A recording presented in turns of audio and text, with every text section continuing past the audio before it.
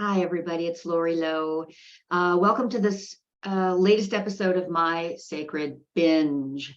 I am a binge eater, and I am actively working to get information out to everybody else that suffers from this really painful disorder, to help us understand that we don't have to suffer with it. We don't have to be stigmatized by it.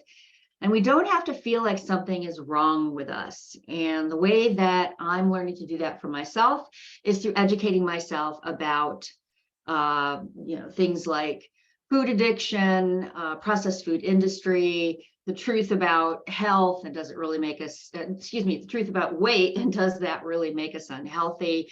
And this really, bias in our culture and society for thinness. What does all that matter if it's not applied to being able to sit with more peace around our binges and to make that binge a sacred experience, and to ultimately either just stop binging, not feel that compulsion, that the disorder and the binge use disorder just subsides and becomes not that ever-present thing that we wake up with every day. In the spirit of kind of addressing what really is a sacred binge and how does it really look like when you apply it to your life, I'm going to tell you a true story. This is actually what happened to me today, literally what happened to me less than an hour ago. So I went out to lunch and had this really lovely full meal. And as soon as I left the lunch, I was starving. I was so hungry for something. And it's that hunger that is the real heart and soul of having a binge eating disorder. It is this spiritual hunger, this perpetual hunger to not be uncomfortable, to somehow have satisfaction that, despite all of our efforts, does not come to us. Certainly doesn't come to us through food, but that we feel unable to give ourselves in terms of living a full and authentic life. So when we choose to look at what doesn't satisfy us, when we choose to ask, why am I hungry? When we choose to ask, why do I feel pain and discomfort and this unwillingness to see what's really going on with me, I'm going to sit down and mindlessly binge to numb myself or to provide that temporary hit of pleasure in my brain that processed foods gives me. When we make that choice, we just get back on that same wagon again. It's very similar to that wagon of I'm going to binge, but then I'm going to also restrict, and then I'm going to binge, and then I'm going to also restrict.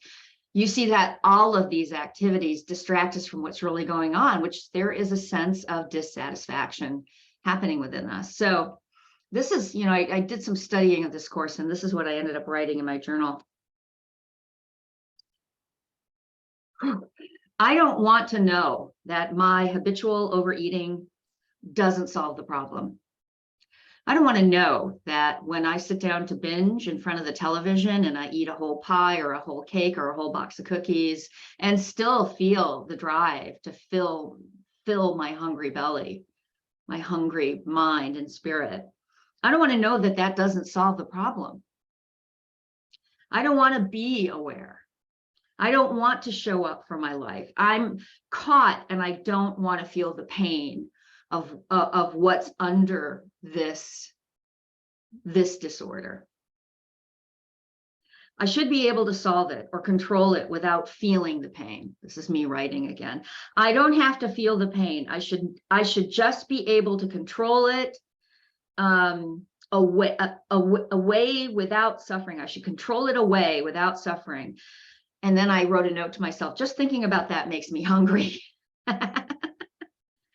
And so when we talk about a sacred binge, what it's really about is stopping and knowing that the answer to that question, why do I overeat?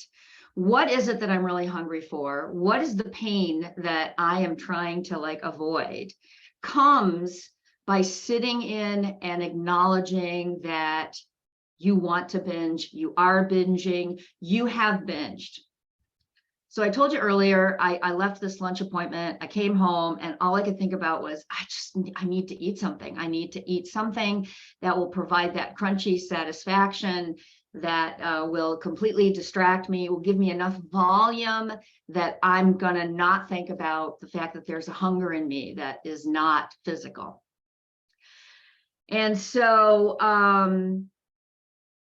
instead of doing that, I decided to record a video. And so by stopping and saying, man, I am hungry, I have a chance to find out why I'm hungry, rather than just sitting down and covering up the pain that creates this sense of hunger. So that's just a great example of why making the binge sacred. And when you think about a sacred moment, it's a moment where you just pay attention and honor that something spiritual is going on with you, that something deeply human and deeply spiritual is happening to you. And so those of us who have binge eating disorders, if you think about it, it really represents one of the most profound spiritual experiences you can have.